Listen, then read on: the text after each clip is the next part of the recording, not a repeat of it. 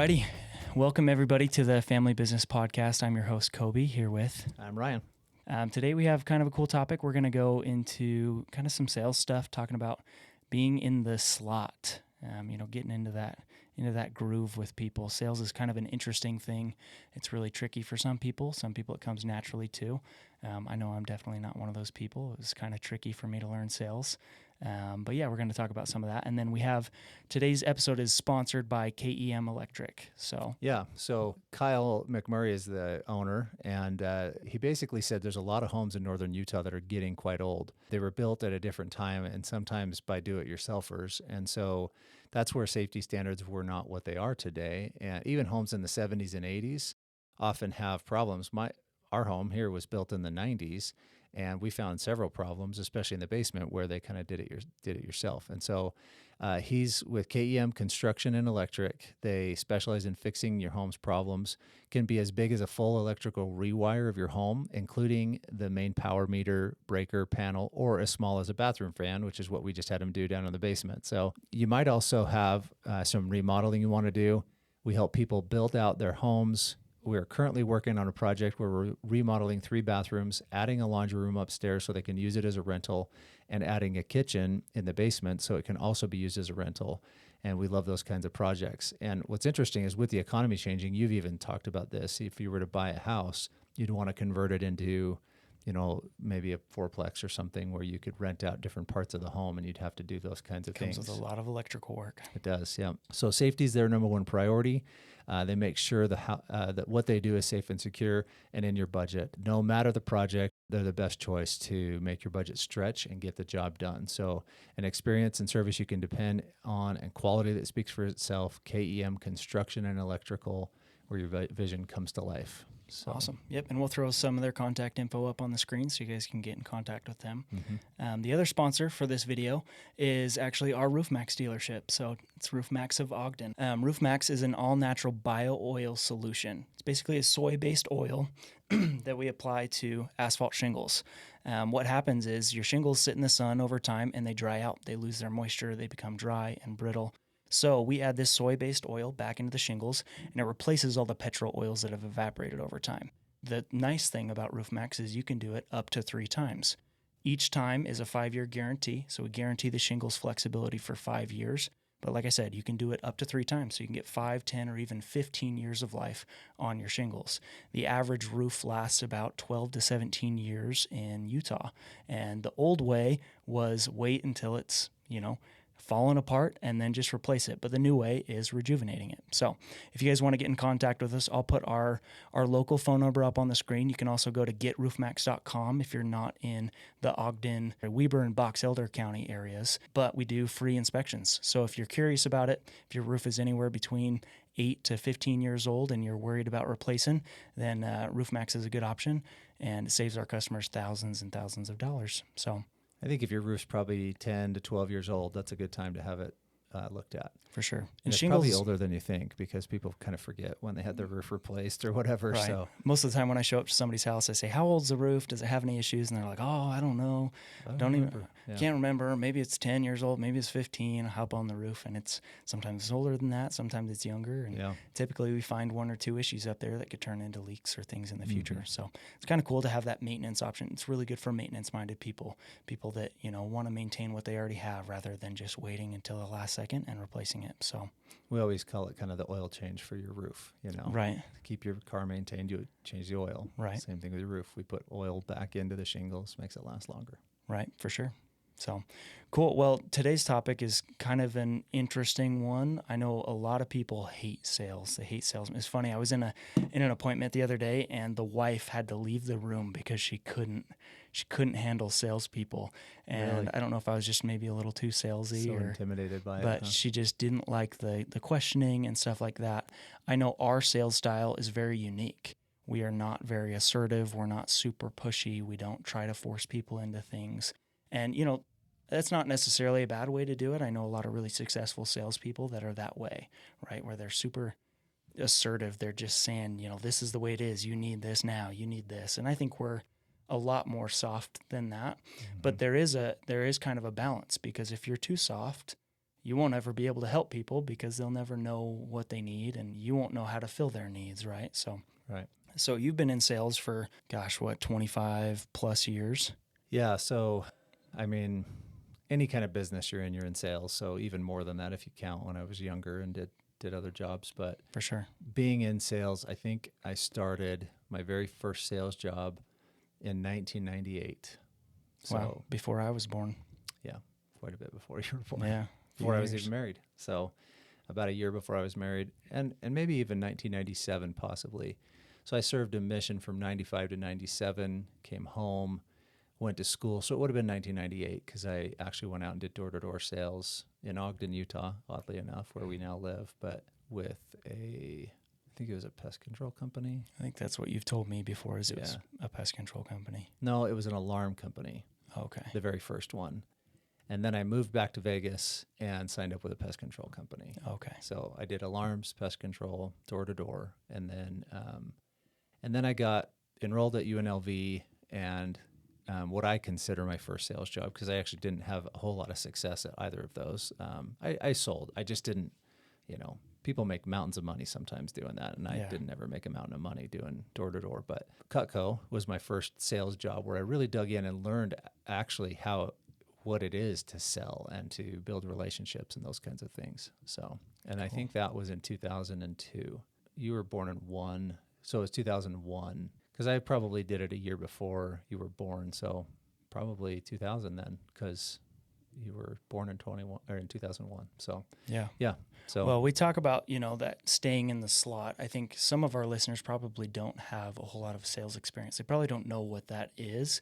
Obviously, you've had a ton of experience in a bunch of different fields and niches.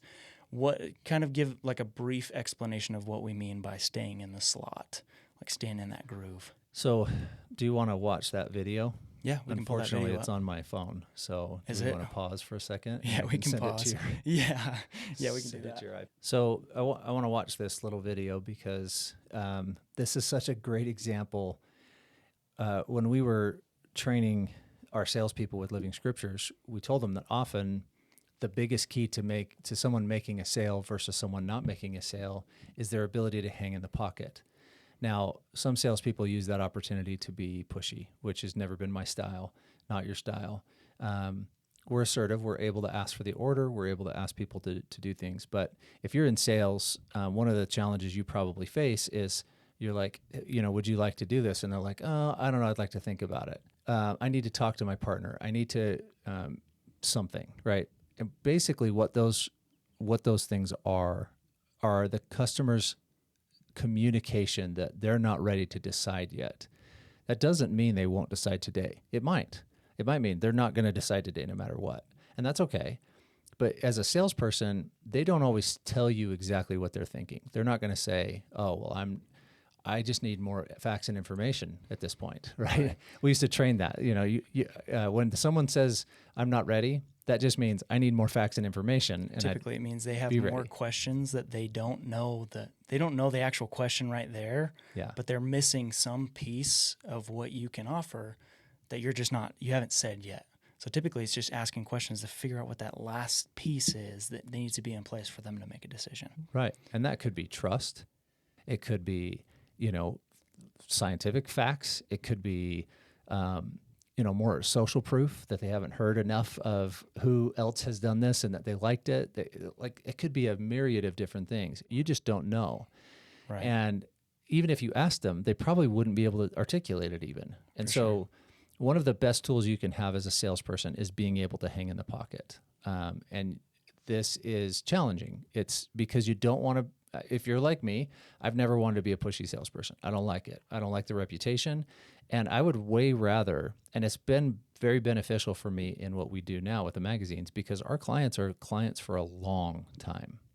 Every month we're doing something with them. So when you have a different, type of product and you're selling it to them one time, it's easy to kind of be a little pushy because you're like, I'll never see this person again if I can just get them to write the check. I just hate that. I never have sold that way and I don't like to. So anyway, we're going to watch this video. It's a video of a surfer for those of you that are listening. And we'll watch it, then I'll explain what happens, or Kobe will explain what happens after he sees it. So cool.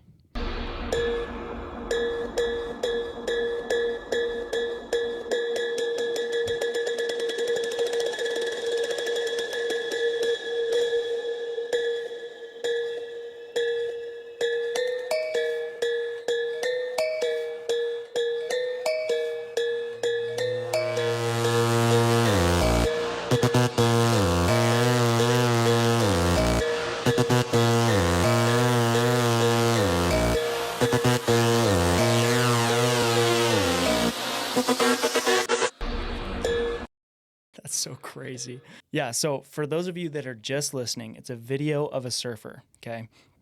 I've actually never been surfing. I know it's really pretty difficult, but Yeah, he's clearly skilled because clearly extremely good at surfing. I've been surfing twice, and it's rough. It's hard. Right. It's hard to do. But what happens is he's trying to catch this wave, and something happens, and he slips off of his surfboard. Now, obviously, it's tethered to his ankle, so it's tied to him. But what happens is instead of just He yard giving up, sails. Like he's in the thing for a minute, and well, and he's in the white water too, which is like the rough part of the wave. And what he does is he just starts body surfing, and he stays on that wave, stays in that pocket, and somehow, some way or another, you can see the board drags behind him flopping the around. board's flying through the waves, just getting Yeah. ripped around. Somehow, some way or another, he drags the board back to himself as he's body surfing, gets back on the board and stays on the wave, and then just rides around, does like some cool tricks. He does like a 360 at the end. But it's so funny when he first stands up on the board. I'm sure he's with like some buddies or something, but he throws his hands up in the air like, what the fetch just happened? How did I do that? Because like nobody's catching that wave if they fall off their board. But somehow he stayed in the pocket, going through that white water where I'm sure he's getting water in his eyes and all sorts of stuff. But then he gets on the board and he rides the wave out. But kind of interesting, and there's some really cool, comparisons we can make with this video to sales, because sometimes it feels like you're body surfing. You're in that white water that's just slamming you in the face. You don't know what's going on. You have no idea what's going to happen. But if you can stay in that pocket for long enough, sometimes you can get back on the board. Sometimes you can't. Sometimes you're going to, you can't win every battle and you can't sell every customer, because it just doesn't always work out like that. But I think there's some valuable lessons in that. One thing that I've, we talked about being pushy, and my background is door-to-door sales and pest control. I went out and did basically 2 summers back to back. And my sales manager was that super assertive, super pushy salesman. And I think I kind of drove him nuts a little bit, because I'm super personable. Like people, I get along with people. I can talk to just about anybody, but he couldn't get me to be pushy for whatever reason. And it's just because I'm not naturally like that. It makes me uncomfortable. It makes them uncomfortable, the customer uncomfortable. So I've never liked that. But one thing that I'm really good at is figuring out what the question is that's holding them back. And sometimes, I'm not always good at it, but sometimes I'm really good at staying in the pocket and just talking about whatever the crap I can just to stay there longer. Because they showed us some statistic when we were selling, and it was more time on their doorstep. There's a direct correlation to more sales. The more time you spend talking with that customer, the more likely they are to buy. Now, that just depends. I mean, if you're talking about random stuff that doesn't matter, doesn't pertain to what you're selling, sometimes that can be a bad thing, right? Then you're just wasting time. But one of the things that I've noticed is that a lot of times when a sale doesn't go through, it's because there was an unanswered question.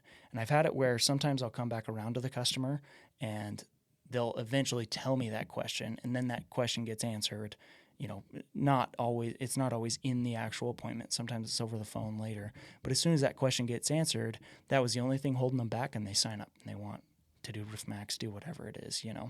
So a lot of times, and the Never Split the Difference by Chris Voss, I love that book. It's an amazing book for sales, and just negotiation in general. Negotiation is something that happens every single day in everybody's lives. But he talks about the black swan. The black swan is that question, that unanswered question that sometimes the other person they don't even know they have that question, right? How long is this going to last? Sometimes it really depends on the customer too. Like you have to ask questions about the person that you're trying to sell to, because if you're selling to an engineer, they're going to want to know the data. They're going to want to know all the technical details of whatever you're selling. But if you're selling to some sweet old lady, she's just going to want to know how it looks or what it's going to do to solve the issue that she has. She doesn't care about all the technical data and all that stuff. So kind of cool. Yeah. In fact, I think most people don't want to be the pushy salesperson, right? But the challenge is when you lack the skill of being able to navigate these conversations and steer them in the right direction without being pushy, it's challenging. So when we would train people, my boss at the time, we've talked about him before, Shane Weiser, was a master of steering conversations and not being pushy. And his approach was tell stories. And so if he'd get hung up on something, he would tell another story. And he would tell enough stories that eventually the question, that black swan, would come out, and he'd be able to answer that question because of the story that was told. And or bring the question out. Oh, so could I do this with it? Bring that curiosity to the forefront. So I have two stories because this is a good example. Salesmen get a bad rap, right? And they get a bad rap because of pushiness and because of trying to, really harangue people into doing something that they don't want to do. So when I first came home from my mission, I had some money that had been set aside. It was given to me by my grandpa to help pay for school, and I really needed a vehicle. I needed a vehicle to be able to travel at school, have a job, those kinds of things. So we went car shopping, and we went to the first dealership that we went to, and dealerships are notorious for this because they just want a slam, bam, thank you, ma'am. Get it done, get it closed, sign on the dotted line, let's move on. So I get this first dealership, and there's this red car that was decent. I mean, we're talking, 25 years ago now, 27 years ago, whatever it was. And I was, it's more than that, like 30 years ago, getting old. Anyway, not quite 30, but yeah, 27, 28 years ago. So it was some red, I think it was a Pontiac or something, get in the car, and there's clearly something wrong with the car. But I told him, my mistake was I told him my budget right when I got on the car lot. And I was like, okay, I've got $5,000 in cash. So he's like, okay, this car would work for you, and it's right in your budget. The car was not worth $5,000, but he comes out, clearly something wrong with it. I circled out of the parking lot and I circled back in, and I just said, no, I don't want this car. So then he proceeds to put on the pressure, and he's like, what do I need to do to get you this car? What can I do to make this? I'll make it a sweet deal for you. You're never going to find a deal like this on a car in this range. Yeah. Typical car salesman. And I was like, I'm not interested in this car. And eventually we actually just had to walk. He's like, let me get my manager and we'll see if we can work you a really sweet deal. And I was like, we just walked off the lot. Yeah. Because we were just not interested in dealing with them anymore. And it was really, I remember feeling just slimed, by this guy. Anyway, we eventually found a car, but that's not the point of this story. From the way of doing it right, I'll demonstrate. And it's a little easier because this was your mom's brother, Aaron. I wanted to buy a truck. I wanted a black truck.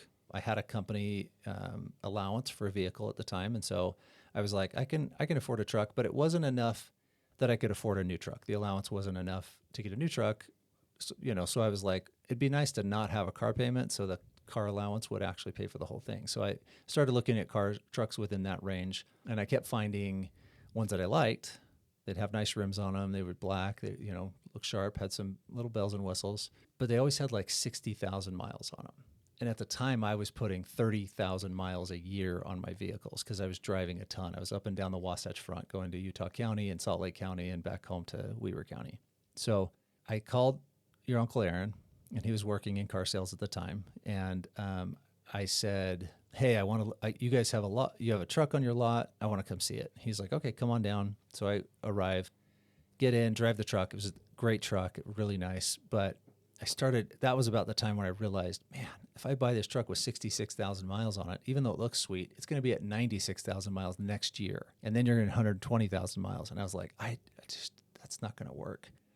And so your Uncle Aaron was like, I mean, he's my brother-in-law. He's not going to be pushy, So he's like, why don't you look at a new truck? And I'm like, man, I just can't afford one. They're just so expensive. I don't want to make that payment. Even with the car allowance, I just didn't want to make an $800 a month payment and have half of it go to, I would then have another car payment. And he's like, well, they have some cool incentives.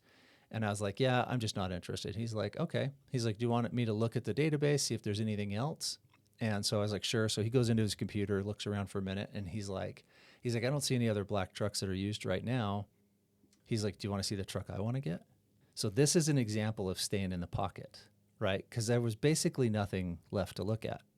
It would have been kind of jerky to try to push me into a new truck. And I was like, yeah, I want to see it. He's like, okay, just a minute. So he goes out into the back, and he's like, it just got washed, so it's in the back. So he goes back in the back, grabs it, comes around front, pulls up, and it's a black, brand new Chevy that I wanted. And it had a pinstripe on it, which I did not like. It was a brown and tan pinstripe on a black truck. Yeah. Not my favorite. Yeah. I'm sure some people would love that, but it wasn't my favorite. So anyway, I come up, and or he pulls up, and he's like, jump in and drive it. He's like, this has the 6.2 liter engine in it, which is the same engine they put in the Camaro. And he's like, it's super cool. It's just awesome. He's like, I really want to get this. And he loved the pinstripe. He was like, this pinstripe's so cool. And I was like, I don't like the pinstripe. So we pull out on the main road and he's like, floor it. And I looked at him and I was like, really? And he's like, yeah. Woo! And that truck took off like a jet. That thing was fast. It was so fast. And then he said something to me. He's like, yeah, he's like, this is the bigger engine. He's like, nobody ever comes back and says, I wish I got less power. That's awesome. That line right there. And the fact that I was not driving a truck that I was going to look at. It's the truck he wanted. Mm-hmm. It took that pressure off. And of course, the moral of the story is I bought that truck. They had to take the pinstripes off because I did not like them. And they did. They were able to take the pinstripes off. And so he's like, that's not a problem. We can take the pinstripes off. And I love that truck. And you love that. Our whole family loved that truck. It was so fun to have. And it's a great example of staying in the pocket and doing it in a way that's supportive, that's not pushy. So we talked just the other day about your friend Casey. So Casey's another RoofMax dealer. He's in North Salt Lake area, Bountiful area, if you're familiar with the with Utah area. And he's another dealer. He's also got a solar company, a solar cleaning company. He's a serial entrepreneur. He's got the same problem I've got. And he's also older. And sometimes when you're older, you get better at just having a lot of stuff to talk about. And Kobe's talked about selling with him, and he can be a little pushy from your style. But the truth is he's really good at staying in the pocket. Super good. And he doesn't make people feel frustrated with him. He's good with people. So he's able to hang in that pocket and just give them enough time to go through the process of making that decision. And he's able to close at a pretty high percentage on both RoofMax and his solar deals and his roofing deals and all of those things. So very interesting guy. But what have you learned from watching him and how he's stayed in the pocket and not been, not offended somebody? One of the things he's really good at is asking the right questions for that person. So that's one thing that I've noticed. He's super, super smart. And so like one of the things that he'll do is he'll distract while and this is just because he's super vetted in sales. He's been selling for a long time. But one thing that I've noticed is an objection will come up and he doesn't quite know how to handle it. One thing that he told me about is he's super creative, and I've noticed this. So when he's going through a deal, he's customizing how he's going to approach it based on that customer's needs. But it kind of takes a second sometimes, and you don't want to leave, you don't want there to be empty space in a conversation, because sometimes you can just completely lose a customer if there's empty space. So one thing that I've noticed he's really, really good at is as he's thinking about how am I going to cater this or customize this deal to fit this person's needs, he asks them the most random questions. But he knows a lot about the area. He has tons and tons of friends. And so it can be the most random stuff, like, how old are your kids? Oh, so they're going to this high school. Oh, so they're doing that. And the whole time in his head, he's not thinking about the questions he's asking them. He's thinking about, okay, what can I do? Or what question can I ask? What can I try to figure out that black swan? And I don't know if he's read Never Split the Difference or not, but that's what he's doing, is he's trying to find that one thing, whether it's, they have a lot of credit card debt. They need to consolidate that into some of the financing that he's offering. They need to, pay for something else. Their AC just went out and they don't have a way to pay for it, just outright. And so how can we add that into this deal and structure it so that it fits this customer's needs? So he's so good at asking. Sometimes they're random questions. Sometimes, he notices something in their house. He's asking, what do you do? Oh, I work on base. And he's like, oh, I've got a friend that works there. It's this person. Do you know them? If they know them, then they're thinking about something else. It's basically like this.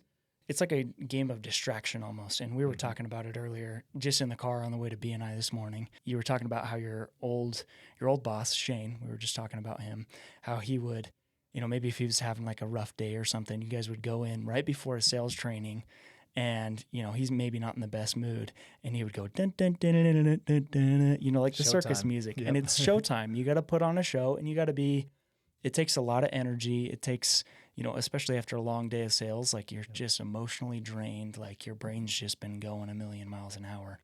And sometimes it's tricky, that can be exhausting to try and stay in that slot. But Casey is really, really good at staying in the slot, but also not making the customer feel uncomfortable. He's building a relationship with them, figuring out things with them where he can relate to them in certain ways, and then that keeps them distracted so he can figure out what the thing is that's holding them back from closing the deal. Me and Casey's styles are very different. I'm probably, I wouldn't say better, but I focus more on the relationship building part. I talk to people about what they do. I talk to them about their job. And that's a really important piece when it comes to staying in the slot, is understanding who you're talking to.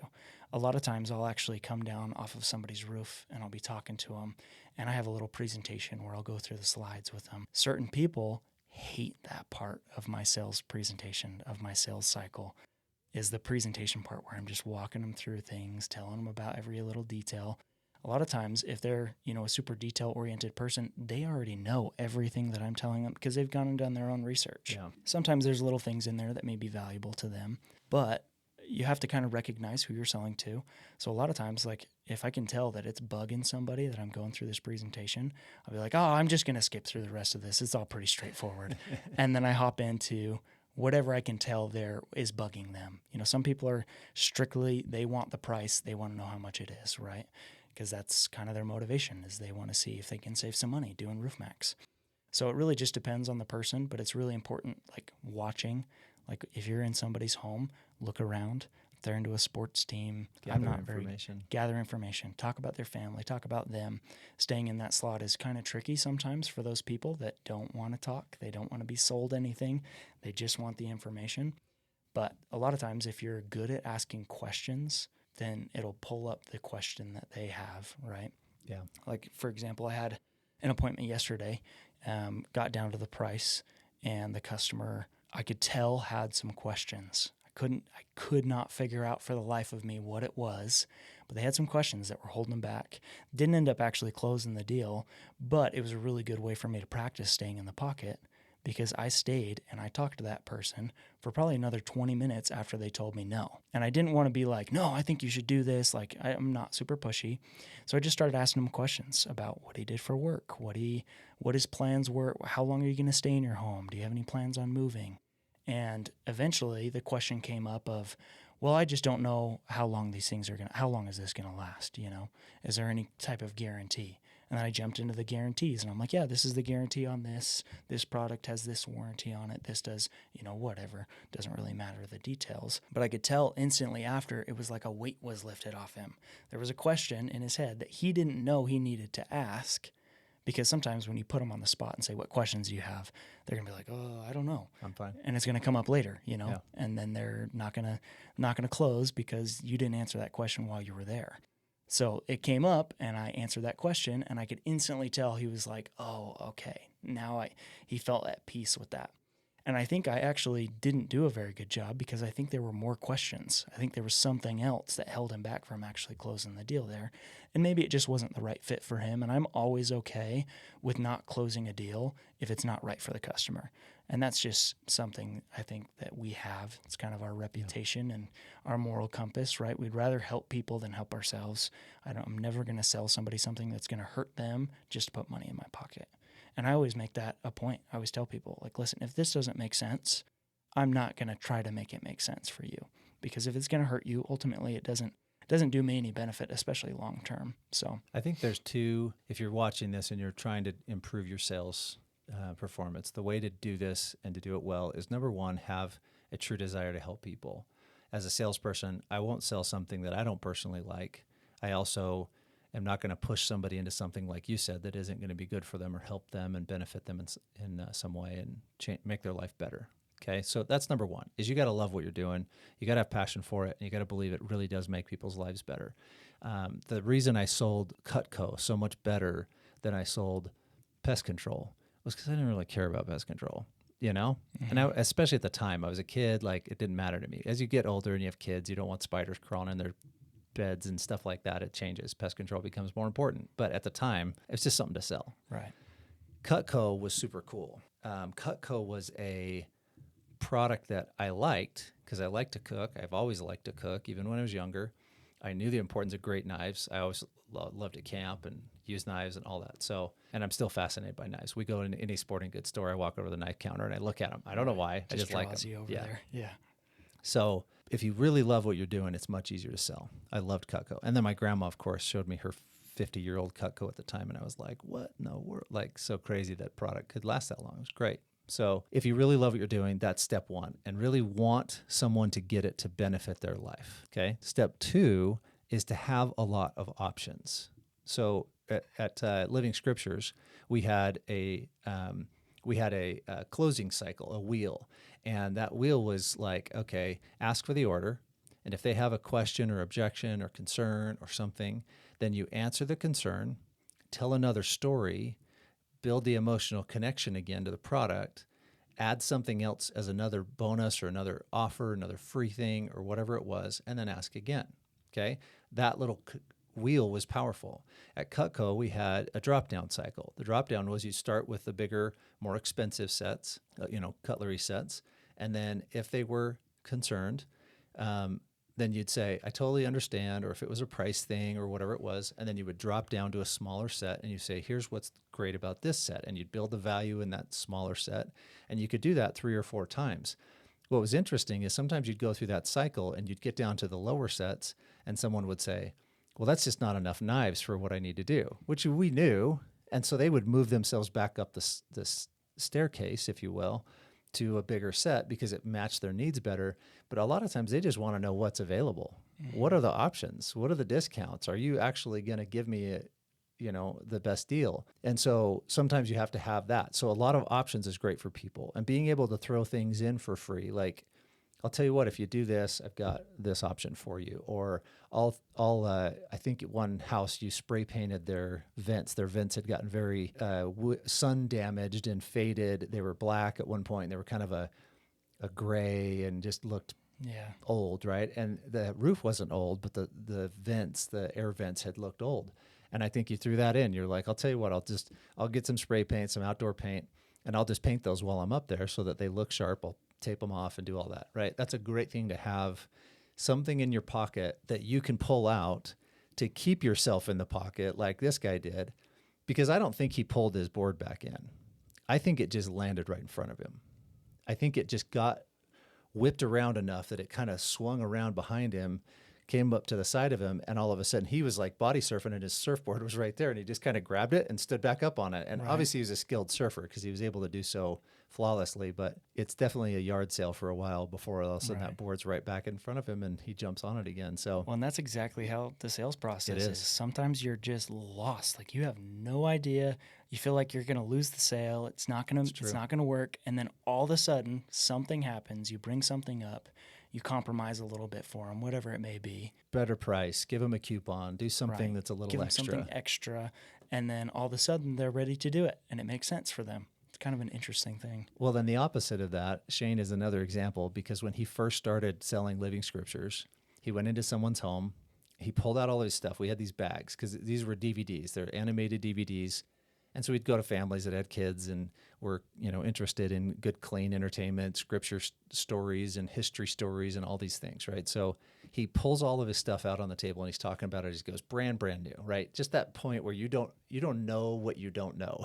So he pulls it all out. He's talking about it, telling them how awesome it is. And the lady asks him a question. It wasn't even like an objection where like, oh, I would never buy those because I don't think Jesus should be animated. Sometimes we ran into that, right? You can't change someone's mind on that. That's okay. All right, I understand, you know. It wasn't like that. She was just like, I don't know what the question was. This is many years ago, but she asked him some question. And in fact, it was on VHS when he was doing this. It wasn't even DVDs. Really? Yeah. No kidding. And she asked him some question and he looked at her and he said his brain went blank. He had no idea what to say.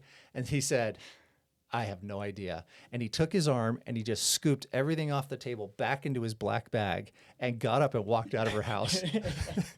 That's the opposite of staying in the pocket. And I'm sure if you're in sales or you're in your own business and you're not a salesperson, you've had that exact experience or something like that where you're just like, I don't know. I'm just going to leave. I'm going to get out of here. I'm not going to try anymore because I don't know what to say. So what he developed came from that. And Shane's the same way. He didn't want to be pushy. He didn't want to like make people mad. Fantastic salesperson because he loved people and he served them. But he developed a whole repertoire of stories. He had a piece of paper, both sides, tiny little writing with little like shapes that he'd write a story he'd hear from another customer who had the product, and then he'd write them out. So he would take that piece of paper, it was all beat up, he still had it. It was all like frail and, Yeah. and he'd go to that, and somebody'd say something, and he'd trigger one of those stories in his mind, and he'd be like, oh, I got to tell you this story. This happened to this customer. And those stories were so powerful that so many people would like answer their concern. Will my kids really watch this? Will will I really need this? Is this really going to benefit my roof? Is it really going to last long? Is there some kind of warranty? Is there payment options? What if I can't afford that right now? What if gosh, there's so many questions that when you can answer those concerns and help someone feel comfortable enough, then all of a sudden that's when you get a deal. That board pops right back in front of you. You stand back up on it and you surf in, and it makes it awesome. That's the worst feeling ever especially when you're new to something. Obviously, it takes practice and just repetition And experience, and learning the stories, Right. But that is the worst feeling ever, when you get asked a question and you just have no idea. But sometimes what I'll do is actually something similar. So people will ask me a question and I don't have the answer to it. And what I'll tell them is, I'll be super honest with you.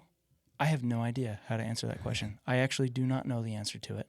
I can find the answer for you, but then what I'll do is I'll hop into a story that is somewhat similar to their question. And I'll say, what I do know is this happened to so-and-so, and this is how it helped them. And this is like when we were new to RoofMax and I was still like kind of learning how to sell it and stuff. Obviously, I didn't have a whole lot of stories to kind of go along with it. But one thing that always comes up is, how will I know that this is going to get me 5 more years? How will I know that this is for sure going to last? And obviously I could just say, oh yeah, well, we warranty it for 5 years. But for some people, that's not quite enough, right? Because they're already questioning the warranty. Warranties in the roofing world are kind of bogus anyways. Mm-hmm. So if they've ever had struggles with that before in the past, that's going to come up. Right. But one thing that I'll do is I tell a story about the first roof we ever sprayed with RoofMax, and how I came back 2.5 years later and checked out the roof. And I tell them about how old the shingles were, and oh my goodness, they were falling apart. If they had waited another year, they would have had to replace this. And it was a huge roof. It was the clubhouse at Glen Eagle Golf Course, mm-hmm. and it was massive, like just a big old roof. The roof was 22 years old. Now it's almost 25. And that thing acts like a brand new roof. It is the craziest thing. I went out and did some repairs because they had a windstorm, so a couple of the shingles blew off, and luckily we guarantee that. So if you have shingles, blow off, then we'll come out and replace them for free. But in the process of replacing those shingles, it was like 2 or 3, I was amazed at how well the shingles were holding up compared to when the beginning was. And when a customer is worried about, oh, how long is this going to work for my roof? Or is this just some snake oil? I tell that story, and it automatically just makes them at ease. They know, okay, this stuff does work. It's not snake oil. And somebody else has already had the experience of this working. So establishes that authority, that proof of concept, all of that stuff. So I just had another thought, and this is on the same subject, but a little different. We were at your BNI this morning. A good friend of mine, his father-in-law passed away this week, and he asked me to sub for him. So I went to Kobe's BNI, and you hear people stand up and they start talking, and they can get halfway through their little commercial, 30-second commercial. And I'm like, what do they do? Right. So I think this applies to sales, and it applies to advertising and marketing. You've got to have a good hook. We talk about this all the time, but you have 3 seconds to capture someone's attention. So you'll notice on videos, a lot of videos nowadays, they'll take a snippet from within the video and they'll play it at first. Put it at the beginning. And then go into the video. And it's that curiosity grabbing, and it sometimes is a cliffhanger, whatever it is. That is really important when you're speaking or advertising or talking about what you do. And a lot of people really struggle with how to talk about their product or their business. And, if I was to stand up right now and talk about RoofMax, I'd say, did you know we have a shingle warranty? Did you know that if my phone keeps ringing off the hook today. It is. I should have put it on airplane. Did you know we have a warranty? Did you know we can give you 5 extra years on your roof? And someone who's maintenance minded, who is worried about having to replace their roof, is going to have the same reaction I had when I first heard about Roof Max, which was, my roof's getting older. I really don't want to replace it right now. If I could extend the life, that'd be awesome. And that's how we ended up with the dealership. But I think that's one of the things that people struggle with. I think if I was Kyle, for example, and he actually used this in his commercial this week at my BNI, and he said, when I was talking to him, he's like, one of the things that happens is crazy. He's like, I went to this house because the windstorm had knocked their rain gutter off, and it kind of had fallen a little bit off the house and then got caught on their power line that came from the power pole into the house. And they were worried about it, and they didn't want to touch it because that's a big, a lot of power. Yeah. So he walks over to it, he looks up at it, and he's like, do you have a gas or electric range or electric dryer or anything? And they're like, no. He's like, I don't know how this happened or when this happened, but this should have been caught in a home inspection when you bought the home. But he's like, half the power that comes to your house got cut at one point, looped back over, and then just taped back to the line. He's like, you only have 110 power in your house instead of 220. Holy cow. And they had no idea. They'd been there a couple of years. But if they had a dryer or a washer, it wouldn't have worked. Yeah. And so they were able to charge their phones and do things like that, but they only had 110 power come to their house. That's crazy. And he's like, if you put a lot of load on it, it wouldn't have, they wouldn't have been able to get enough power. And so that's something you could lead with. Does your power coming into your house, do you have the right amount of power? Do you need some light switch replaced and you're worried about getting zapped? The other thing that he said is he's like, I help people so they don't get zapped. And I'm like, I have totally been zapped in our basement because for some reason there's power to our ground wire, and we've even paid someone to try and track it down and weren't able to do so. But an electrician knows how to handle that, right? So he could come in, replace that bathroom fan without getting zapped. And I am not smart enough to do that. It makes me nervous. I don't want to get zapped. I've been zapped twice in our basement. So anyway, I think coming up with a good one-liner to build curiosity is important, but then you're going to struggle to still make sales if you don't come up with a lot of options for people, a lot of ways to do business for you. One of the pieces for you has been financing, right? Mm-hmm. One of the things that was a hang up for me when I first started Connection Publishing was people didn't know how to make ads.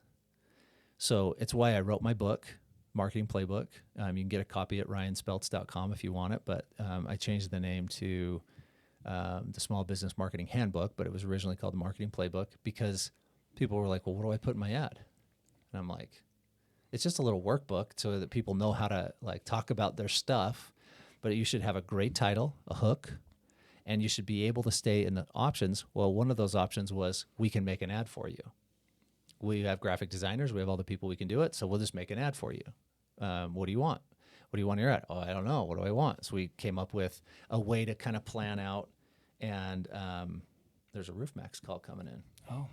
Coming in through mine. My phone's just blowing up for some reason today. So anyway, that is the key. Have lots of options. Financing was crucial for you. Being able to make people's ads was crucial for me. Being able to give them solutions so that they could kind of plan out their ads was really important. I like making tools for people in my marketing business because it gives them something to work on. Define your who, define your why. Here's your social media marketing calendar. Here's your monthly theme calendar. What do we want to focus on? All of those things. You just remove the barriers that make it hard for people to work with you. You don't have to be cheap. You don't have to be discounting. A lot of people, the only options they have is to discount. And I'm like, it's not necessarily. Give more value. Right. Before you discount, let's say you charge $300 for something and someone's like, oh, it's just too much. Give them something else, increase the value, but charge the same amount. That's better than bringing your price down to $250. Yeah, a lot of times it's not necessarily the price that's bothering them. It's they're worried about what am I going to receive? And if you haven't built enough value, it's not necessarily that they don't want to pay $300 or that they can't pay $300. It's that they either don't fully understand what the value is that they're getting out of the product you're offering, or they're not getting enough value for their $300.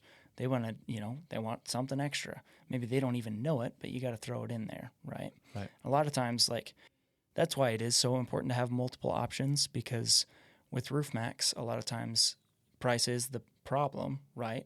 But a lot of times it's not.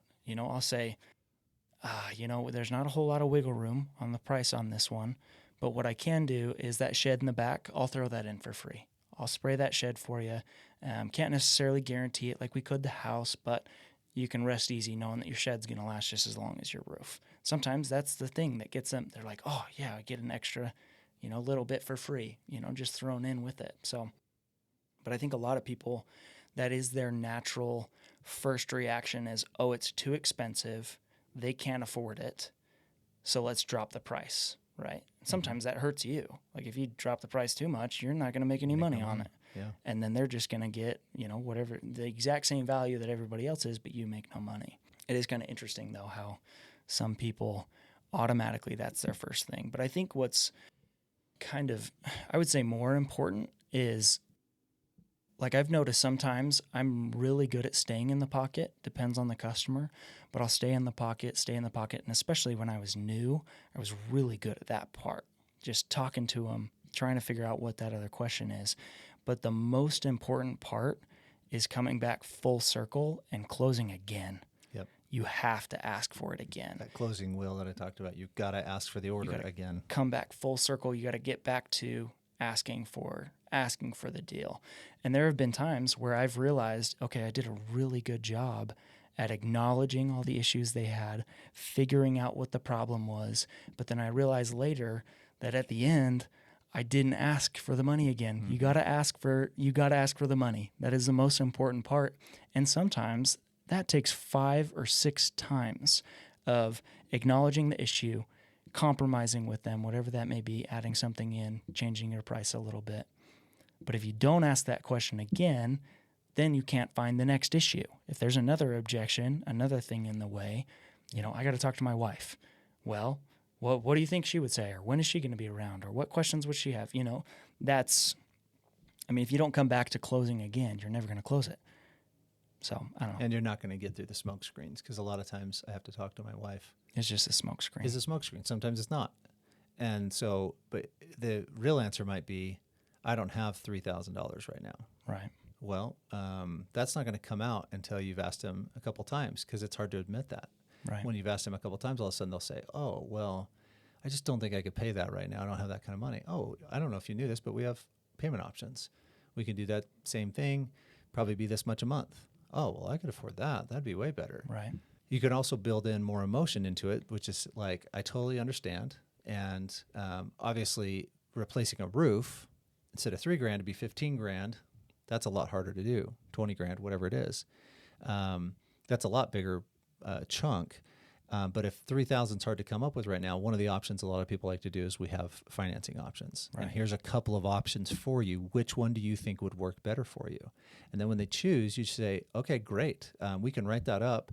The way it would work is this. So when you're closing the sale, it's always important to explain the way it would work, right? The way it would work is we'd apply for this. If you got approved, we could schedule your RoofMax treatment right away. We could come in the next couple of days, treat the property, and then once I've shown them proof that the work was done, then they'll pay me and I'll be paid from the bank, right? So you kind of explain how it works to someone so that they get, oh, okay, so that's what would happen. A lot of times people are like, yeah, we could finance it, but that's the only explanation they give. Be good at telling people how it works and why it works the way it does. Now, if you're in retail, people, that's not an issue you're coming up with. When you're doing home improvement stuff that's expensive, that costs a lot of money, one of the things we'll do sometimes is we'll quote a job, and it'll be a creative work or something like that, and it's a more expensive thing, and the sticker shock is a factor, right? They're like, oh, that's more than I was thinking. Well, we can do it this way. We can do payments, or we can do, pay half now, pay half when we're completed with the work, and people get burned by people sometimes too, so they'll want something like that where they know that they're getting the work done first before the payment is made. So that's a big piece of it as well. It's good session. Yeah, I liked it. I think it's a good one. I think if people will pay attention to those little tips and tricks, they can become better salespeople. And I don't expect the average everyday business owner to be in these heavy, closing cycle type sales. But even if we were just talking about the gal from your BNI, Brooke, the senior photographer. She has a great little TikTok, the Utah senior photographer, and she does some really fun, exciting photos. And, I could see her being in a situation where she quotes something and it's more than what people are willing to pay. And in those cases, you just want to be able to talk about testimonials. You want to talk about what makes you unique and special. So that's your way of staying in the pocket, even when you're not a direct salesperson where you're directly trying to sell. You give a bid and somebody doesn't really quite grasp what you do or how valuable it is what you do or why it's more expensive than someone else. Right. I've had that experience before. Somebody really wants me to discount prices and I just don't do it. I'm like, no, I'm not going to work for that. And that's okay. I'm okay with you going somewhere else because if that's what is most important to you, the price, that's fine. I'm not your guy because I don't want to work for free because I don't want to later regret it and have animosity towards a customer or a person because I'm doing something for too cheap and it doesn't pay me well. Right. Or my people well or whatever. It's interesting how that can kind of disarm people, where you say, listen, like I'm not the cheapest. Like that happens with RoofMax. Yeah. There's obviously RoofMax created the product, this soy methyl ester based, this product that goes on the shingles. But there are some copycats out there. And so every once in a while, I'll show up to a bid and I'll tell them the price and they're like, whoa, that was more than I was expecting. Or, well, we had Shingle Savers come out and give us a quote for this much. And I almost never, like sometimes I'll drop my price a little bit if we have some wiggle room on it. Just depends on kind of the job, how many repairs are needed. But most of the time, what I'll do, pretty much every time, is I take a step back and I just build value. So I say, well, listen, to be honest with you, I don't know anything about that company and I don't talk bad about other companies, but they're very new. They just started. I know there's a lot of class action lawsuits because RoofMax created this product. It's their invention. And I say, I just don't know how long they're going to be around. They could be around for a long time. They might not, but you don't have the same guarantee that you do with us because this is an established company. It's nationwide. It's a big franchise. Like we're not going away anytime soon. But the nice thing is, with us, you have the added value of knowing if a shingle blows off in a windstorm, we'll come out and replace it for free, no questions asked. We'll also come out and do inspections whenever you want. If you want us to come out once a year, I'm happy to do that for you and just take pictures and show you what's going on the roof. The nice thing with us is we're small, we're local, and you can count on us, and you're not just getting one treatment. You're getting all the attention you need for your roof and all the monitoring you desire throughout that 5-year period. And then you also have the added benefit of knowing we're going to be around in 5 years. This company has already been around for 8 years, sold residentially. It's been around for like 15. And, a lot of people don't realize that. They see the cheaper price point and they're like, well, this is the same thing. Not necessarily, because I'm willing to put in a lot more work for you than they are. And even if we were gone, it's backed by a nationwide company. It's backed by a nationwide company, and so it's not going anywhere. So yeah, kind of interesting how sometimes all they need is just to know what you have extra, what is better. Value build. Mm-hmm. And I've never been one to be the cheapest. I don't like being the cheapest, and it's never healthy for the business owner, to be the cheapest. Sometimes it works, sometimes it doesn't, but more often than not, it's going to hurt the business. It comes at the expense of the business owner rather than, at the expense of the customer. Right. So, well, and if you have a warranty from a company, I heard you talking this morning about solar, and somebody was like, yeah, well, this company installed my solar, and they said they'd come and take the panels off if we have to get a new roof and put them back on. And we've run into this so many times that the solar company's totally gone. Yep. Completely bankrupt, disappeared. Gone. They're not going to do anything for you. They're gone. Right. And so I think you do want that backing, that comfort of knowing that the company you're working with is going to be around, or there's, a version of it's going to be around something. So there's a lot that goes into people's decisions. And I heard a quote one time, or not a quote, but somebody was talking about it. If you're a business owner, you want your people to be able to afford a house. You want to be able to pay them well. You want them to be able to afford nice cars for themselves. You want to provide a great opportunity for people. In order to do that, you have to charge for your services, and there has to be profit.